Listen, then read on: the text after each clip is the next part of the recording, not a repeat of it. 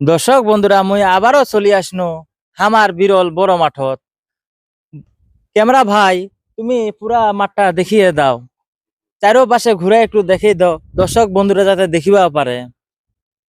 দর্শক বন্ধুরা, এই চারোপাকে নাকি ড্রেন দিবে, এজন্য কত বড় খাল খুঁড়িছে। মুই একটু নামিয়া তোমাক দেখাও। ঠিক আছে, মুই মনে হচ্ছে ড্রেনের ভিতর ঢুকি গেছু। ক্যামেরা ভাই, তুমিও ঢুকে যাও এই ড্রেনের ভিতরত। এই ড্রেন খান কত বড় খাল করেছে, আমার একদম বুক মতো। ঠিক আছে, অনেক সুন্দর ড্রেন হবে। আর চারোপাকে যদি ড্রেন করিয়া দেয়, তো দর্শক বন্ধুরা মানুষগুলা সুন্দরভাবে হাঁটিবা পারিবে, সকালবেলা জগিংও করতে পারিবে। এইখানকার আমাদের হাঁটার জায়গার মতো দিনাজপুরের মাঠের মতো কোনো ড্রেন নাই, মানুষ হাঁটিবাও পারে না।